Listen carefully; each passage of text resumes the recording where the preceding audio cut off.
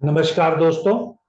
मैं आप सबके साथ इस वीडियो के द्वारा तीनों टॉपिक पर बोलूंगा। जो मैं तीन टॉपिक पढ़ाता हूं, भृगुनंदी नाड़ी, वैदिक एस्ट्रोलॉजी और न्यूमरोलॉजी। तीनों टॉपिक पर एक साथ बोलने का मकसद सिर्फ ये है, एक तो मैं अपने कोर्स के बारे में, तीनों के सिलेबस के बारे में इस वीडियो के द्वारा आपको बता दूंगा। अगर आप में से कोई इंटरेस्टेड होगा तो वो कोर्स को ज्वाइन कर सकता है। दूसरा ये कि चार्ट जो है, आज का जो रेफरेंस पॉइंट है वो सेम है। यानी अगर मैंने इंडिया का चार्ट लिया है, इंडिया का चार्ट लेने पर मैं उसी के ऊपर कुछ बातें भृगुनंदी नाड़ी से बोलूंगा, कुछ बातें मैं वैदिक एस्ट्रोलॉजी से बोलूंगा और कुछ बातें मैं न्यूमरोलॉजी से बोलूंगा। और ये तीनों बातें डिफरेंट होंगी या इनको देखने का जो तरीका है वो डिफरेंट होगा, लेकिन जो नेट रिजल्ट है वो आपको सेम होता हुआ दिखाई देगा। जैसा कि आप जानते हैं कि इस साल हमने अपना आजादी का 75वां वर्ष पूरे साल सेलिब्रेट किया है। इसी प्रकार अगले साल हम अपने आजादी का 76वां साल सेलिब्रेट करेंगे। तो 75वें साल में क्या ऐसा चीज हुई जो, या वो कब से वो चेंज हमारा शुरू हुआ जिसका फ्रूट हमें आने वाले टाइम पे मिल सकता है। अगर आप इस चीज को देखना चाहते हैं तो ये न्यूमरोलॉजी से भी देख सकते हैं, आप ये वैदिक से भी देख सकते हैं और भृगुनंदी नाड़ी से भी देख सकते हैं। तो आज की इस वीडियो का यही मकसद है कि मैं 76वें साल में, जब हम आजादी के अपने 75 साल कंप्लीट कर चुके होंगे, इसका रेफरेंस पॉइंट ये है कि जैसे हम अपने जीवन को चार हिस्सों में बटा हुआ देखते हैं। अगर पहले 25 साल को अगर हम देखें, एक एवरेज जो क्लासिफिकेशन शास्त्रों में भी लिखा है या किताबों में लिखा है, उसको शिष्य या आप कह सकते हो, जहां हम एजुकेशन के लिए घर से दूर जाते हैं या अपनी एजुकेशन को पूरा करते हैं या अपनी बॉडी की डेवलपमेंट पूरी करते हैं, उसको ब्रह्मचर्य के हिसाब से हम 0 से 25 साल लेते हैं। फिर इसी प्रकार 26 से लेके 50 साल हम गृहस्थ जीवन को लेते हैं। फिर इसी प्रकार 51 से लेके 75 तक हम वानप्रस्थ जीवन लेते हैं और 76 से लेके जो 100 साल के बीच का पीरियड है उसको हम संन्यास योग कह सकते हैं या मोक्ष का रास्ता कह सकते हो। ये सब का जो मीनिंग है, जो लिटरेचर से मैंने पाया, वो ये नहीं है कि भाई आपको जो इनका मीनिंग है उसको एज इट इज शब्दावली के हिसाब से ले लें। ये मैंने देखा कि 0 से 25 में कोई भी जातक है, जातिका है, उसकी डेवलपमेंट होनी है। उसने मानसिक रूप से, शारीरिक रूप से अपने आप को विकसित करना है। और 26 से 50 साल में उसने जो ये अपनी बॉडी बनाई है, इसका यूज करके अपने गृहस्थ जीवन को चलाने के लिए काम करना। तीसरे में वानप्रस्थ में उसने जो चीजें इकट्ठी की हैं वो नेक्स्ट इन हायरार्की, यानी जो जनरेशन उसके आने वाली है, चाहे वो नॉलेज की फॉर्म में हो, अगर उसने पहले नॉलेज इकट्ठी की है और उसको एक्सपीरियंस कर लिया है, अब उसके एक्सपीरियंस को वो ट्रांसफर करे, या उसके जो रिसोर्सेज उसने घर पे इकट्ठे किए हैं वो उनको आगे नेक्स्ट इन हायरार्की को ट्रांसफर करे। और चौथे में जब ये मोक्ष का, या आप कह सकते हैं ये मोक्ष का रास्ता है या सन्यास का रास्ता है, ये घर छोड़ के जाने को नहीं है। ये मतलब वो रास्ता है जब आपकी प्रायोरिटी में, डेली रूटीन में कहीं ना कहीं इधर उधर की जो दौड़ धूप है, कैलकुलेशन है, उससे निकल के जो समय आपका बचा हुआ है वो प्रभु की नाम शरण में या प्रभु के उस हिसाब से आप लगाएं, याद करने में, प्रार्थना करने में, कि आपको वो सब चीजें टाइमली मिलती चली जाए। तो मेरा ये आज का जो वीडियो बनाने का जो आइडिया आया वो इसी से आया कि अगर हम भारत देश में रहते हैं और भारत देश अब अपने 76वें साल में चल रहा है, तो पहली 3 स्टेजेस अगर पूरी हो गई हैं और चौथे स्टेज पर हैं, क्योंकि जब आप दूसरों को दे देते हैं और निस्वार्थ भाव से जो भी प्रार्थना करते हैं तो आपकी तरक्की ज्यादा होती है। तो मुझे ऐसा लगा कि जब हम 76 से जो 100 साल के बीच की यानी नेक्स्ट 25 ईयर्स की जो चार्ट एनालिसिस को कुंडली पे लगा के देखें, तो मुझे ये यहाँ पर हिंदुस्तान के चार्ट पे बहुत अच्छा लगता हुआ दिखाई दिया। और इसका असर जब आप जैसे देश काल पात्र कहते हैं उसके ऊपर अगर हम लगाते हैं तो वो बहुत अच्छे से इम्प्लीमेंट होता है। जैसे हमने 75वां साल शुरू किया, तो उस साल जब 15/8/2021 को तो हमने जो अपना आजादी का पर्व स्टार्ट किया 75वां, वो एक तरह से क्या रिजल्ट देता है पहले हम भृगुनंदी नाड़ी से उसको देखेंगे, फिर सेम मैं वैदिक से दशा सिस्टम से और न्यूमरोलॉजी में नंबर सिस्टम से आपको बता। देखिए, अगर यहाँ पर एक साल गुरु एक राशि में गोचर करता है, मान लीजिए कि पिछले साल जब 75वां साल स्टार्ट हुआ या जब अभी चल रहा है, इसमें गुरु ट्रांजिट कर गया कुछ दिन पहले। ग्रहों का गोचर की चाल अलग है, हमारे देश के आजादी का वो तो फिक्स डे है।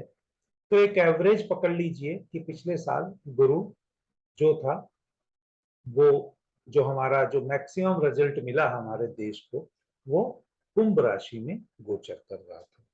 इस साल वो अभी फिलहाल जैसे वक्री है या जैसे अभी ट्रांजिट कर रहा है, इस केस में आप देखेंगे ये अभी मीन राशि में है।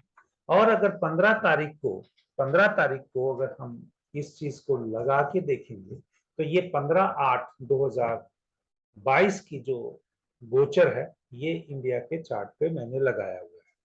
इस चार्ट के हिसाब से आप देख सकते हैं कि मैंने यहाँ पर जो चीज लिखी है वो पंचग्रही योग, जो हिंदुस्तान की कुंडली में जैसा लोग कहते हैं कि तीसरे भाव में है यानी पराक्रम के भाव में है, और पराक्रम के भाव में है तो उस देश के जातकों को अपने सर्वाइवल के लिए या आगे बढ़ने के लिए अपनी लगातार मेहनत का भी आप कह सकते हो, सिबलिंग्स का कह सकते हो, कम्युनिकेशन का कह सकते हो, इन सब चीजों का जो देश की कुंडली के साथ कोरिलेट कर रहे हैं, तो इसमें हमारा सबका बहुत योगदान रहता है।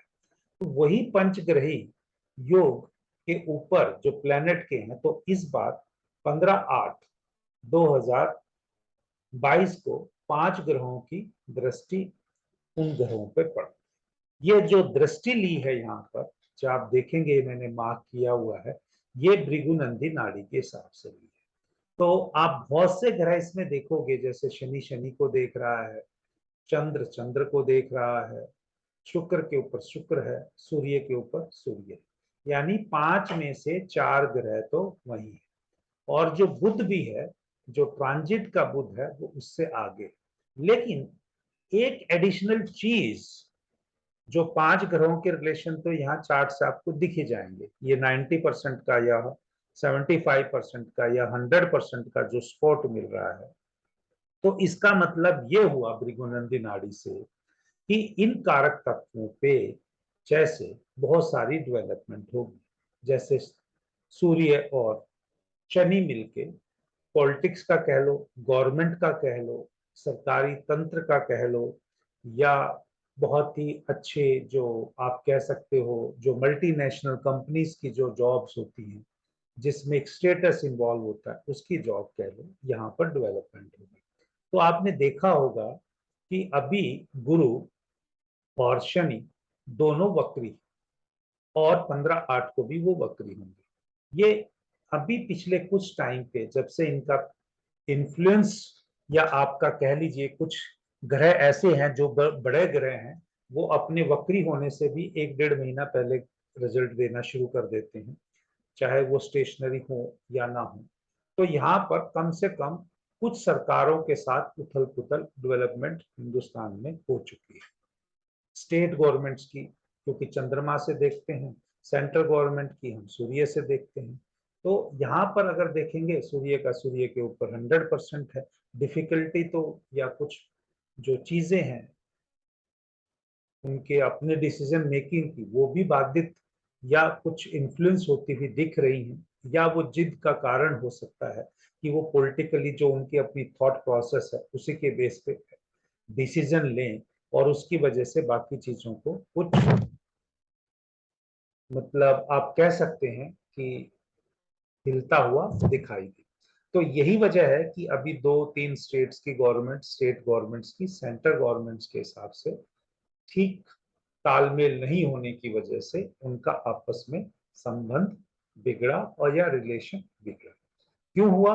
क्योंकि अब शनि जब एक राशि में 2.5 साल रहते हैं या गुरु एक राशि में 1 साल रहते हैं, तो उन राशियों का उनको रिजल्ट देना है, इन्फ्लुएंस करना है। और अगर ये वक्री हो गए तो इन्होंने जोरदार तरीके से रिजल्ट देना है।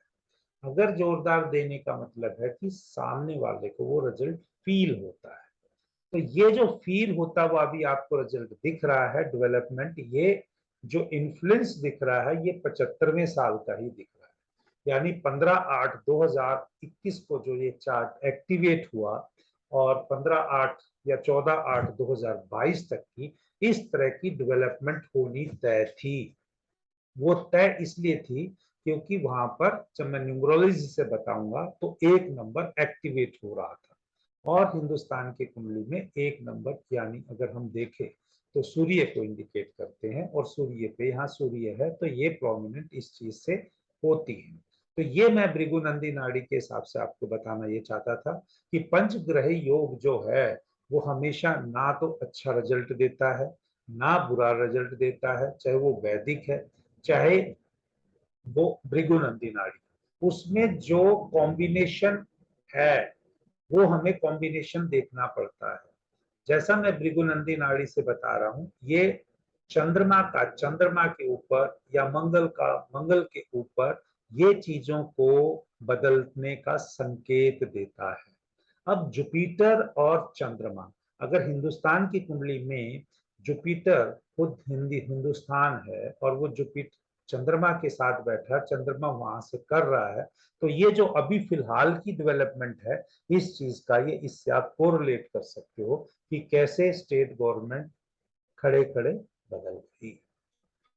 इसी चीज को अगर आप और डिटेल में किसी और चार्ट्स के साथ देखना चाहते हैं, और ये जो कंटेंट्स मैं यहाँ पर इनके बारे में डिटेल नहीं बताऊंगा, ये मेरे भृगुनंदी नाड़ी के कोर्स के कंटेंट हैं। ये कोर्स कंटेंट जो हैं ये बेसिक प्लस एडवांस के हैं। मेरा एक ही कोर्स रहता है जो 16 लेक्चर में करता हूँ, तो अप्रोक्सीमेटली 16 लेक्चर के हिसाब से 40 घंटे का वो कोर्स बन जाता है। कुछ क्लासेस 2 घंटे की होती हैं, कुछ 3 घंटे की होती हैं, या कुछ मतलब जो कंटेंट्स में डिस्कस करने में ज्यादा टाइम भी लग जाता है। तो ये कोर्स मेरा 23/8/2022 से हो रहा है शुरू। अगर आपने अपने चार्ट पे या इस तरह से कोई और एनालिसिस करवाना है तो आप मेरे इन दिए हुए नंबरों पर आप कांटेक्ट कर सकते हैं। अगर हमारा पढ़ाया हुआ आपको समझ में आता है और आप इस तरह से सीखना चाहते हैं तो वो भी कर सकते हैं। हाँ, एक चीज है कि कोर्स हमारा 100% प्रैक्टिकल होता है। थियोरटिकल है कि नहीं है वो तो आप ज्वाइन करने से पता चलेंगे। और हम जो जातक आते हैं उन्हीं के चार्ट्स पे सारी इवेंट्स को, अगर वो ओपन है उनको डिस्कस करने के लिए प्लेटफॉर्म पे, तो हम उन्हीं को साथ सिखाते हैं। तो यही चीज जो डिस्कस मैंने की अभी आपके साथ, मैं भृगुनंदी नाड़ी में जो डिस्कस कर चुका हूँ उसी को कैसे हम इसमें वैदिक एस्ट्रोलॉजी के साथ एनहेंस करेंगे या इसको मोटिवेट करेंगे या बताएंगे। देखिए, वैदिक एस्ट्रोलॉजी में सारा का जो सारा रिजल्ट, जैसे वहां पर हम प्रोग्रेशन के अंदर या ट्रांजिट के ऊपर रिजल्ट लेते हैं, भृगुनंदी नाड़ी में सारा का सारा जो प्रिडिक्शन का खेल है या क्वालिटी किस टाइप का रिजल्ट आपको देगी, ये दशा के ऊपर डिपेंडेंट करता है। अगर मान लीजिए 15/8/2021 से हमारे अगर इंडिया के चार्ट में देखें तो चंद्रमा और बुध की पीरियड चल रहा है। चंद्रमा की महादशा है और बुध की अंतरदशा है। प्रत्यंतर इसमें और भी बदलेंगी, लेकिन ये देखिए ये 7/12/2022 तक है। और वैदिक में जो ऐसा कहा या मानते हैं लोग कि चंद्रमा और बुध जब साथ हों तो वो कुछ ना कुछ ऐसा रिजल्ट्स देते हैं जहां पर वो स्मूथ में ही रहता, मतलब प्यार मोहब्बत वाली चीज नहीं रहती, कहीं ना कहीं मन मुटाव वाली चीज होती है इस पीरियड के दौरान। चाहे बुध के अंदर चंद्रमा की हो या, हाँ, बुध के अंदर जब चंद्रमा की आती है अंतरदशा, तो इतना इम्पैक्ट नहीं होता जितना चंद्रमा की महादशा में बुध की अंतरदशा आती है। लेकिन जैसे ही ये पीरियड 15/8 के बाद या 4-5 महीने और देखेगा, उसके बाद केतु आएगा, तो ये हिंदुस्तान के इतिहास में जो मैं अभी आपको पूरी भूमिका बताई है, जैसे लोग पहले भी बता रहे हैं कि कैसे बदलाव होगा, जो 76 से जो मैं 100 साल के बीच कह रहा हूं, ये वो पीरियड होगा जब लोग सब धार्मिक रास्ते पे या धर्म के रास्ते पे फॉलोवर हो जाएंगे, और जो अपनी ईगो नहीं छोड़ेंगे उनका सर्वाइवल मुश्किल हो जाएगा। मेरा ऐसा मानना है कि जब चंद्रमा के अंदर केतु की महादशा, केतु का पीरियड आता है, वो बंदे को ट्रांसफॉर्मेशन देता है, और वो धर्म के रास्ते का, स्पिरिचुअल के रास्ते का जो ट्रांसफॉर्मेशन नहीं लेता है या पाठ पूजा या मतलब सही रास्ते पे नहीं चलता है, तो उसका आगे चल के आने वाला जो जीवन है वो कष्ट से बीतता है। और जैसा अभी बहुत सारे आप देखेंगे प्रिडिक्शन और यूट्यूब चैनल पर, या और जो हमसे बड़े ज्ञानी गुरु महाराज बैठे हुए हैं, उनकी प्रिडिक्शन ऐसी है कि आने वाला टाइम 2029 तक का बड़ा टर्बुलेंट वाला या उथल पुथल वाला वो कहते हैं। मेरा मानना है कि चेंज हमेशा उथल पुथल वाला होता है, हर कोई उसको आसानी से नहीं लेता है, लेकिन फिर भी चेंज हमेशा अच्छे के लिए होता है, मेरा मानना है। अब जब आपको ये प्लानिटरी कॉम्बिनेशन, जिस धरती पर हम रह रहे हैं, जहाँ का हम खा रहे हैं, जहाँ की हम वायु वातावरण में रह रहे हैं, उसके हिसाब से अगर चार्ट के हिसाब से हम अपने चार्ट को मान के अगर अपने जीवन में पॉजिटिव चेंजेस ले आते हैं, तो आप सबको डरने की कोई जरूरत नहीं है, ऐसा मेरा मानना है। जो अच्छे रास्ते पे चले होंगे पिछले 2-2.5 साल, जैसे आप कह लीजिए कि जब कोरोना जब पीक पे गया तो उस टाइम पे नंबर जो था पर्सनल ईयर देश का वो 9 था, मार्स का था, तो मार्स थोड़ा सा इन चीजों को लाता ही है कि भाई आपके उथल पुथल वाला। उसके बाद एक हुआ तो स्टेबलाइज हो गया, बीज बोया गया। अब 2 नंबर चल रहा है 15/8/2022 का। 2022 का जब हम पूरा टाइम पीरियड लेते हैं तो हिंदुस्तान की कुंडली में 2 नंबर चल रहा है। तो एक में आप 1, 2 और 3 नंबर जब ये पर्सनल ईयर होते हैं तो आपको शुरू में दिक्कत आती है, खासकर एक में, क्योंकि वो स्टार्टिंग हो रही है। 2 और 3 में आपको उसको मेहनत से आगे बढ़ाना है। जैसे जिन लोगों ने जब 2021 में जो काम शुरू किया है, वो काम को लगातार वो मेहनत करते रहे 2-3 साल, तो 2000 समझो 25 के अंदर, 2025 के अंदर, 2024 के अंदर भी उनको बहुत मेहनत से काम करना होगा, अपने हाथों से काम करना होगा।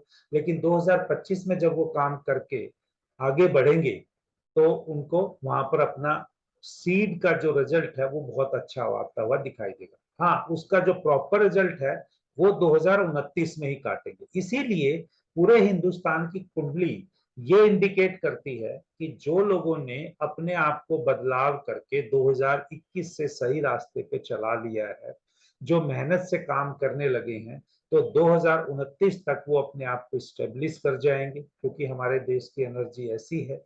और अगर जिन्होंने 2021 में नहीं भी अगर अच्छे काम किए, अगर 2022 में भी कर लेते हैं, तो वो उनको बहुत अच्छे रिजल्ट 2029 में मिलेंगे।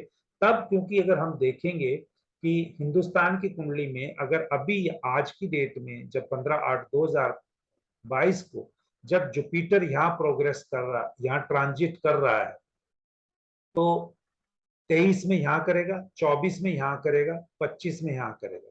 तो 2025 में ये मैं आपको वैदिक से बता रहा हूँ। 2025 में यहाँ पर हिंदुस्तान अपने आप को एक स्किल्ड कंट्री के रूप में सब बाकी देशों के सामने करेगा। जैसे अभी हिंदुस्तान को कहते हैं कि यहाँ डॉक्टर अच्छे हैं, या आपको कह सकते हैं कि यहाँ पर जो कंप्यूटर इंजीनियर बहुत कोडिंग वाले बहुत अच्छे हैं, और बाकी जो एरिया होगा, चाहे नर्सिंग का हो, चाहे और जो हाथों से छोटे काम किए जा सकते हैं, जिसकी स्किल्ड चाहिए, उसमें ऐसी ऐसी लोगों के पास स्किल आएगी, चाहे एनालिटिकल स्किल है, चाहे किसी भी प्रकार की स्किल है, प्रोफेशनल स्किल्स है, वो लोगों की यहाँ पर आप कह सकते हैं 2025 में प्रोमिनेंट हो जाएगी। और 2029 में यहाँ से बोल रहा था 26, 27, 28, 29, जब जुपिटर के ऊपर जुपिटर ट्रांजिट करेगा तो हम सब लोगों की हिंदुस्तान में जो कैपेबिलिटी है वो एनहेंस्ड हो चुकी होगी। इसीलिए मुझे नहीं पता कि बाकी लोगों का एनालिसिस करने का या प्रेडिक्शन करने का क्या कारण है जिसमें वो सब लोगों ने बोला है, लेकिन जब मैं भृगुनंदी नाड़ी का एक मुझे अलग इंसाइट मिला, और उससे पहले मैं वैदिक कर चुका था, उस रिजल्ट को न्यूमरोलॉजी और वैदिक में लगाया तो मेरी और इंसाइट क्लियर हुई। उसी को मैं आप लोगों के साथ शेयर कर रहा हूँ।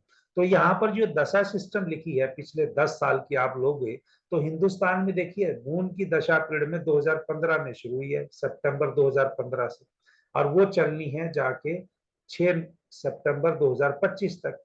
तो ये 10 साल का जो पीरियड आप देख रहे हैं, ये तो भरपूर बदलाव का ही है ना, क्योंकि भृगुनंदी नाड़ी में चंद्रमा और गुरु की जब भी युति बनती है तो जीवन में बदलाव होता है। चाहे वो देश छोड़ के कहीं और जाए, चाहे वो स्थान छोड़कर और कहीं जाए, चाहे वो काम के संबंध में यात्रा करे, बदलाव होगा, चाहे वो किसी भी प्रकार का बदलाव हो। तो ये जो मैंने आपको यहाँ बताया कि 2029 यहाँ काउंट हुआ है, ये सिर्फ ट्रांजिट से बताया। भृगुनंदी नाड़ी में पीछे जो बताया था वो सिर्फ प्रोग्रेशन से बताया था और ग्रहों के कंटेक्ट से बताया था। तो इसी प्रकार जैसे ये वैदिक का मेरे कोर्स कंटेंट है, ये 1 सितंबर से शुरू हो रहा है। अगर किसी को इंटरेस्ट है तो वो ज्वाइन कर सकता है, नहीं भी है तो जो मेरे कुछ जो टॉपिक्स मुझे लगते हैं, क्योंकि यूट्यूब पे मैं डालता ही रहता हूँ, तो आप चैनल को सब्सक्राइब करते रहिए और अपना फीडबैक देते रहिए।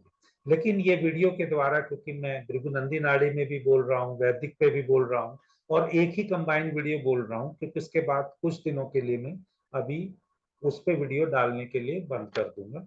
तो इसलिए अगर वो कोर्स पढ़ना है, क्योंकि मैंने अभी अपना खुद का स्टडी का आगे करना है, मेरे को हो गए हैं 7 महीने लगातार पढ़ाते हुए हूँ, तो हमें कुछ 2-3 महीने का ब्रेक लेना चाहिए, तो उसमें अपनी नॉलेज को अपडेट करना चाहिए। तो ये लास्ट जो कोर्स की अनाउंसमेंट्स हैं, ये आपको इन चार्ट्स के या इस वीडियो के द्वारा मिल जाएगी। अगर आप मेरे से जुड़ना चाहते हैं और डिटेल में पढ़ना चाहते हैं तो इनके द्वारा ले लीजिएगा इंफॉर्मेशन।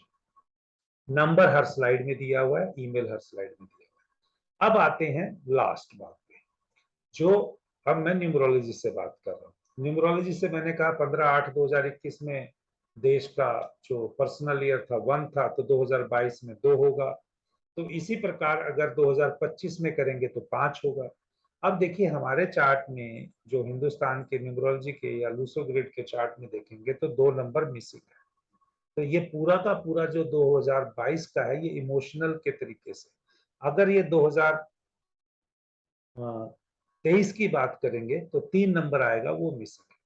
अब ये हमारे हिंदुस्तान के चार्ट में देखेंगे कि यही एक तरह से जो यहाँ मैंने नंबर डाले हैं, जिस भी नंबर से वो जनरेट हुए वो तो कोर्स का पार्ट है, यही 2 ही नंबर मिसिंग है, 2 और 3। लेकिन हमारे ऋषियों ने, हमारे पूर्वजों ने, या हमारे मतलब कह लीजिए हिंदुस्तान के कल्चर ने लोगों को इस तरह से जोड़ के रखा, बांध के रखा कि 2 नंबर और 3 नंबर की उनको कभी कमी ना हो। तो 2 नंबर वो मैरिज से है, तो हमारा मैरिज सिस्टम जो है वो हमारे हर, चाहे किसी भी धर्म में हो, तो बड़ा प्रोमिनेंटली एक वो बंधन का काम करता है। ज्वाइंट फैमिली में रहते हैं, एल्डर पीपल रहते हैं जो आगे, बुजुर्ग जो बच्चों को आगे एडवाइस देते हैं। ये आजकल अलग बात है कि कलयुग में कुछ लोग नहीं मानते हैं उनकी, लेकिन एडवाइस का काम फैमिली में उनको मिलता रहता है, तो 2 और 3 नंबर कंटिन्यूअसली हिंदुस्तान की कुंडली में बना ही रहता है, जो एक्टिवेट होता है, क्योंकि वो लोगों के द्वारा ही एक्टिवेट होता है। इसी प्रकार अगर आप देखेंगे हमारा जो चार्ट है हिंदुस्तान का, उसमें ये जो प्रैक्टिकल लाइन है ये सबसे मजबूत है, 8 1 6 वाली। इसीलिए हमारा जो देश के लोग हैं ज्यादातर प्रैक्टिकल हैं, वो मेहनत के लिए जाने जाते हैं। हाँ, ये 2 नंबर और ये 6 नंबर डायरेक्टली नहीं होने से एक्शन की कुछ लोगों में, हमारे देश में मेजोरिटी लोगों की कैपेबिलिटी है, लेकिन सभी इतना काम नहीं करते। इच्छा सबकी है, इच्छा सबकी है, लेकिन विचार में भी देखोगे, थॉट में भी देखोगे, काम करने का, इनोवेशन का, वो सबका नहीं है। तो इसी प्रकार अगर मेंटल प्लेन देखोगे या इमोशनल प्लेन देखोगे, ये होगा। लेकिन जो मजबूत पक्ष है जो हिंदुस्तान का है, वो यही है, प्रैक्टिकल प्लेन है, यहाँ हर कोई बंदा काम करना चाहता है। और इसी करके जो ये चार्ट में है, जो 4 5 6, ये सबसे बड़ा धन योग वाला चार्ट है। हिंदुस्तान उन गिने चुने या एकमात्र देशों में से आप कह सकते हो जहां इतने रिसोर्सेज हैं, लेकिन यहाँ की आम जनता उनको लाभ नहीं उठा पाती या उसको मौका नहीं मिलता है। वो सिर्फ और सिर्फ एक्शन की वजह से है। जो एक्शन करता है तो वो यहाँ पर उन चीजों का लाभ भी उठा लेता है। लास्ट बात, अगर हमारे चार्ट से देखेंगे, अगर उस चार्ट में मैं एक बार ले लेता हूँ, कुछ ऐसी चीजें जो आपको बुरी लगे, मैं नहीं कहना चाहता हूँ। अगर हमारा हिंदुस्तान का चार्ट देखें तो गुरु जो है वो 6ठे भाव में है, और गुरु 6ठे भाव में होने से हमेशा कुछ ना कुछ जो ब्लेसिंग्स होती हैं उनमें कमी आती रहती है। अब ब्लेसिंग्स में कमी आना, गुरु का 6ठे भाव में होना, वो मुश्किल काम करता है। लेकिन ऐसा नहीं है कि आपको ब्लेसिंग नहीं मिलेगी, लेकिन जब जरूरत होगी उतनी नहीं मिलेगी। दूसरा एक चीज जो मैंने नोट की है कि जो ये राहु लगन में है, ये हमारे अपने विचारों का जो कंटिन्यूअसली रहता है, विचार आना और उसको इम्प्लीमेंट नहीं करना। या आप कह सकते हैं इनको, कुछ लोग तीनों को, जुपिटर को, राहु केतु को अलग अलग धर्म से भी जोड़ते हैं। तो वो आप हमारा इतिहास 200 साल का, अंग्रेजों का, उससे पहले मुगलों का राज करेंगे तो आपको, या जो हम हिंदुस्तान की जनता है वो जुपिटर अगर माने, तो अगर उसमें पर्टिकुलरली हिंदुओं को माने, तो आप देख सकते हैं वो कैसे पीड़ित रहे। मैं यहाँ पर कुछ भी कह के कंट्रोवर्सी नहीं करना चाहता हूँ, लेकिन जो चीज है चार्ट में वो रिजल्ट तो देगी ही देगी। अगर आप देखें, मैंने 2 नंबर के जो इंडिविजुअल चार्ट भी होता है 2 नंबर का, वो जातक बहुत मेहनती होता है और वो अपनी मेहनत से ही आगे बढ़ सकता है। और वो मेहनत किस क्षेत्र में करेगा, वो राहु के क्षेत्र में कौन सा करेगा। राहु का हमेशा इम्पैक्ट हमें बुरा नहीं लेना चाहिए, राहु का हमें इम्पैक्ट अच्छा भी लेना चाहिए। कब लेना चाहिए, जब जातक वो अपनी हाथों से काम करेगा। तो किसी भी जातक का राहु सेटिस्फाई हो जाता है जब जातक मैक्सिमम काम अपने हाथों से करता है। केतु का जो लोग कहते हैं 7th हाउस में रेपुटेशन में डाउन है या कुछ हो, हमको और लोग रूल करते हैं। अगर आप सरेंडर करते हैं और एफर्ट कंटिन्यूअसली अपनी जिंदगी में लगाते हैं, तो इसका भी आपको नेगेटिव रिजल्ट नहीं मिलता। ऐसा आपने देखा होगा कि जो लोग हार नहीं मानते हैं, लगातार मेहनत करते रहते हैं और एफर्ट करते रहते हैं, उनको ये सब चीजें अच्छे से रिजल्ट देती हैं। तो दोस्तों, मैंने आज के इस वीडियो में, चाहे थोड़ा ये लंबा हो गया होगा, लेकिन मैंने तीनों चीजों की बताने की कोशिश की है, और इन तीनों चीजों के हिसाब से यही एक कंक्लूजन निकाला है। क्योंकि यहाँ पर भी जब 2029 में पर्सनल ईयर 9 आएगा, तो यहाँ पर विल प्लान, जो इच्छा शक्ति है, क्योंकि ये डबल 1 की वजह से और यहाँ डबल 9 होने की वजह से ये बहुत सारी सिचुएशन इंप्रूव हो जाएगी और ये बैलेंस नंबर हो जाएगा। दूसरी चीज जो मैं यहाँ ये कहना चाहता था कि हमारे चार्ट में, हिंदुस्तान के चार्ट में जब मैंने स्टडी किया, यहाँ पर लोग बैलेंस पाए जाते हैं, लेकिन यहाँ पे जो थॉट प्रोसेस है वो बैलेंस नहीं है। थॉट प्रोसेस सभी की एक समान नहीं है, इसमें बहुत उतराव चढ़ाव। स्पिरिचुअल भी सारा लोग नहीं है, उसमें स्पिरिचुअलिटी में भी अनबैलेंस है। और जो ये लिटिगेशन आर्गुमेंट भी एक प्रॉब्लम है। अगर हमें अपने आप को, क्योंकि हमारे देश की कुंडली ये बताती है कि लोग बैलेंस हैं, अगर हम अपने थॉट प्रोसेस को, अपनी स्पिरिचुअलिज्म को अच्छा कर लें, तो हमारा जो आर्गुमेंट है, लिटिगेशन है, वैसे ही कम होगा। आप ये भी देख सकते हैं कि हिंदुस्तान में कितनी कोर्ट है, कितने केस पेंडिंग है। ये इसलिए ही है कि 3 और 9 नंबर का कॉम्बिनेशन अच्छा नहीं है। तो इतना ही मैं कहना चाहूंगा दोस्तों। अगर आपको मेरे वीडियो अच्छे लगते हों तो प्लीज उनको लाइक्स दीजिए, और चैनल को अगर आपने अभी तक सब्सक्राइब नहीं किया, मैं बहुत दिनों बाद आपको बोल रहा हूं, अगर आपने ये चैनल सब्सक्राइब नहीं किया है तो प्लीज चैनल सब्सक्राइब कर लीजिए, और इसी प्रकार आगे अपनी फीडबैक देते रहिए। मुझे जिन भी मैक्सिमम लोगों से प्यार मिला है, चैनल का सब्सक्रिप्शन मिला है, कोर्स में स्टूडेंट मिले हैं, भृगुनंदी नाड़ी से काफी अच्छा रिस्पांस मिला है, जितनी भी मेरी कैपेबिलिटी के हिसाब से, क्योंकि मैं एक लिमिट तक ही काम करता हूं, और उस लिमिट से जो बाकी सामने वाले की और मेरी एनर्जी नहीं मिलेगी, तो हम दोनों के लिए अच्छा रहता है कि हम अलग अलग अपने रास्ते पे चलें।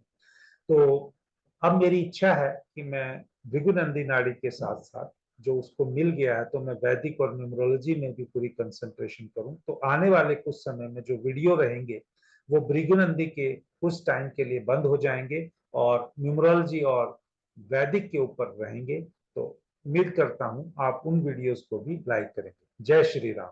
आपको 76वें स्वतंत्रता दिवस की हार्दिक शुभकामनाएं। जीवन किसका कितना रहेगा ये तो प्रभु के हाथ में है, लेकिन आप ये मान के चलिए कि हिंदुस्तान के अपने इस प्रेजेंट 76 से 100वें साल के बीच में आप इतना काम कीजिए, क्योंकि हिंदुस्तान का नाम बहुत ही सुनहरे अक्षरों में और बहुत ही प्रोग्रेसिव कंट्री के रूप में अभी जाना जाने वाला है। तो कहीं आपकी ट्रेन इसमें छूट ना जाए। आप अपना योगदान देखिए देश बनाने में, और एक इसको नई दिशा में ले जाने के लिए, और हम लोग भी वही ट्राई करेंगे, वही कोशिश हमारी भी रहेगी। और जो अच्छी अच्छी चीजें मुझे ज्ञात होंगी मैं आपसे अवश्य शेयर करूंगा। जय श्री राम।